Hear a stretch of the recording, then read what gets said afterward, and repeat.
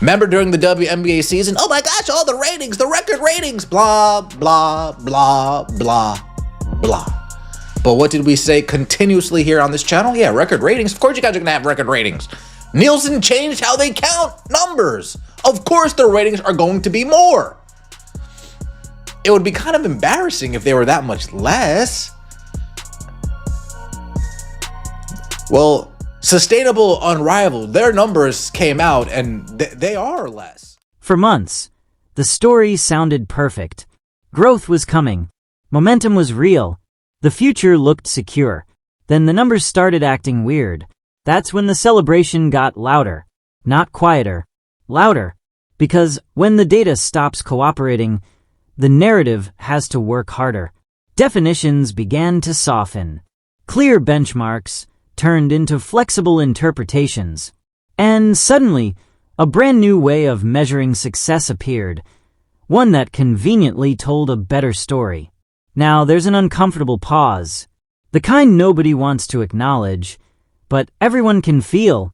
So here's the thought that should bother you. When a league adjusts its method of measuring progress, what is it trying to prevent us from observing?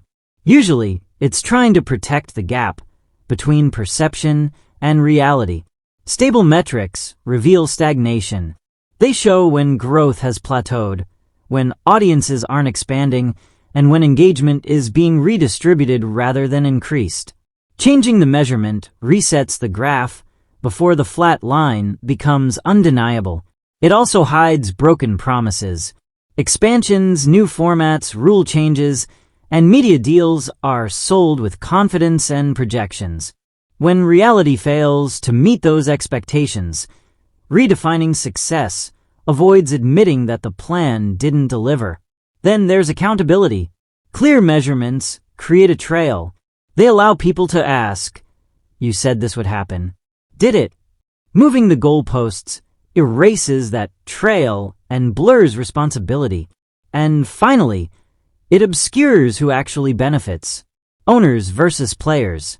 Short-term revenue versus long-term health. Core fans versus casual attention. Softer definitions make unequal outcomes harder to see. The pause exists because people sense the mismatch, even if they can't yet articulate it. The celebration feels louder precisely because the evidence has grown quieter. One rule holds true. When success needs constant redefining, it's rarely because something new was discovered.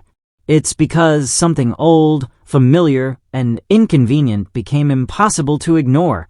Watch what stopped being measured. In its final days, as Paige, Beckers, and gang could not save the viewership from tanking. What does this mean for the WNBA when they make their return back to TV? We finna talk about it all. I told you guys a couple months ago that the views was going down on the channel. Like, the WNBA content wasn't looking too good. I was one of the first people to say that about the whole genre itself. Told y'all we was gonna be making big time changes on the channel. Now I say that to say this. Now, there has been news to come out about Unrivaled viewership been down nearly 70%. They said Unrivaled was sustainable, a shining beacon of women's basketball, a league bold enough to defy history, smart enough to outmaneuver the market, and pure enough to finally get it right. They said this time was different. They said the fan base would grow, not overnight, but organically, that the numbers would catch up to the vision, that passion would become profit, if everyone just believed long enough. They said investors understood the long game, that millions could keep flowing while returns waited patiently somewhere down the line.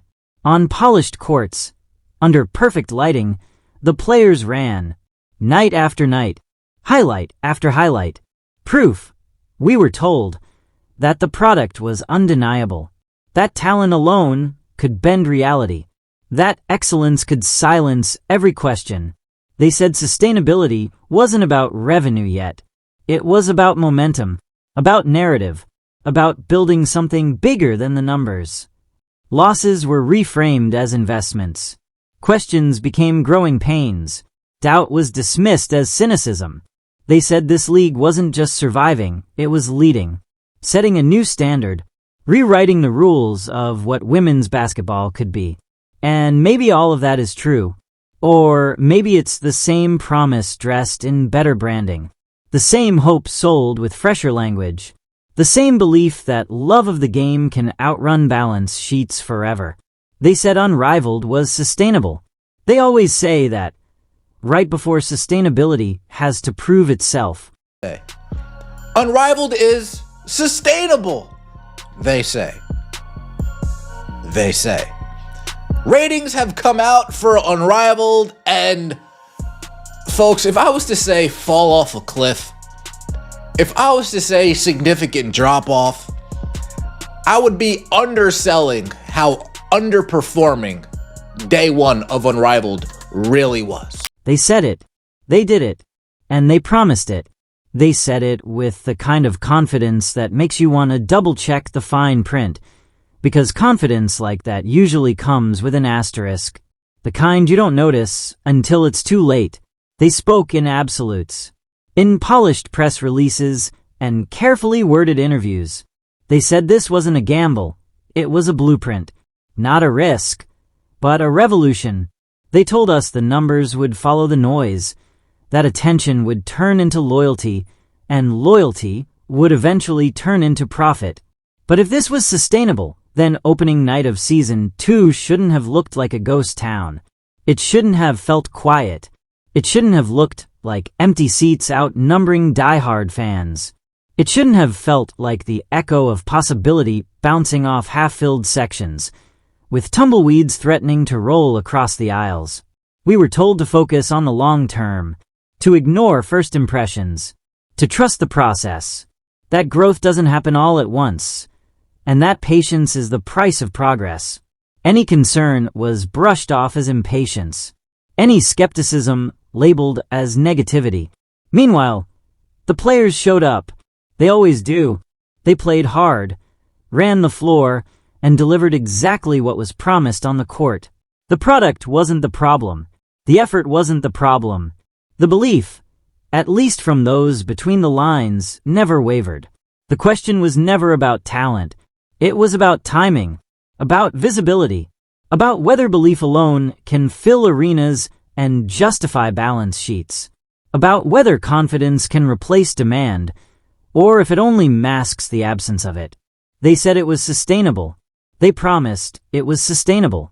And now sustainability isn't a slogan anymore. It's a test. So the first set of Unrivaled ratings are in, and it's been kind of grim. And by kind of grim, I mean really, really grim.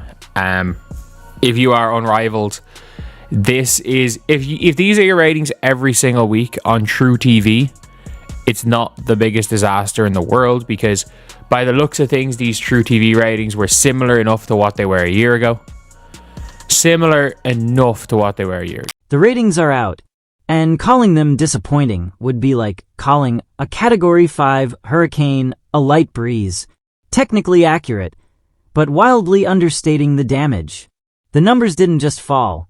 They plummeted, nosedived, hit the basement, cracked the foundation, and then politely knocked before settling into the dumpster labeled, "We tried statistics." This wasn't a dip. It wasn't a stumble. It was a free fall with no safety net and no spin that could soften the landing. This is the part no press release can dress up. No carefully worded tweet can smooth over, because ratings don't care about vision statements or long-term plans. They don't respond to optimism. They just show up, cold and indifferent, and tell you how many people actually tuned in.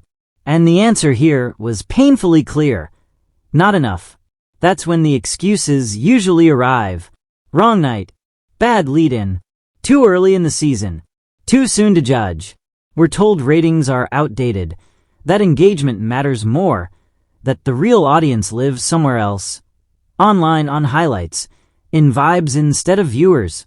But sustainability doesn't live in vibes. It lives in numbers.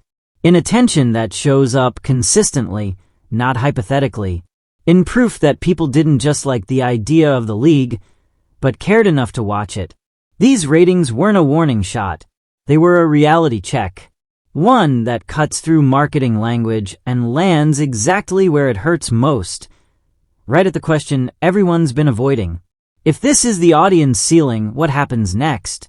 Because belief can start a league, hype can launch it, but sooner or later, sustainability has to survive the math.